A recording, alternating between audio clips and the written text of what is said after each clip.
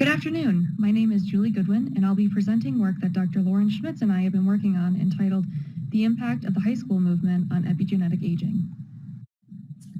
To give a bit of background, as I'm sure you are all familiar, epigenetic aging clocks are methylation signatures that correlate with the level and rate of aging. Research over the last 10 years show a robust positive relationship between these aging clocks and education, wherein higher education is associated with lower levels and rates of aging. A perennial issue in the social sciences is the endogeneity between education and aging. In order to get at a more exogenous measure of this relationship, we exploit the high school movement, or HSM, which was a period of time between 1900 and 1950 when high school graduation rates among 17-year-olds grew from 6 to 60%. The data we use is from the Health and Retirement Study. We restrict the sample to those born in the United States between 1916 and 1969 and who had epigenetic data. The final sample size is 3,171 participants.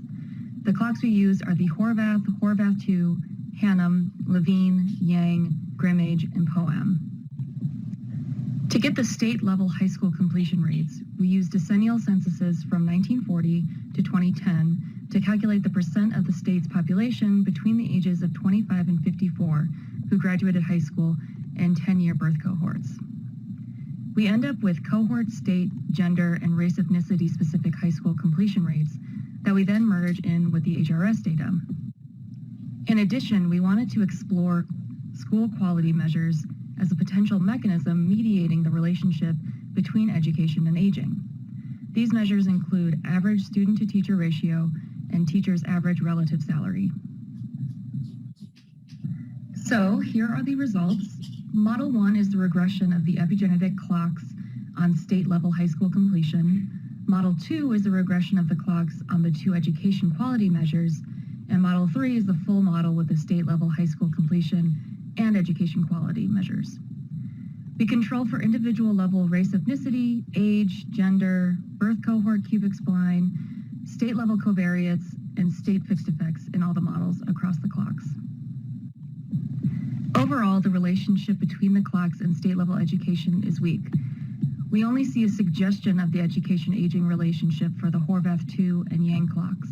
The school quality measures aren't very strongly related to the clocks either, so we can't really say there is a conclusive relationship between these aging clocks and state-level education levels or a mechanism with school quality measures mediating that relationship.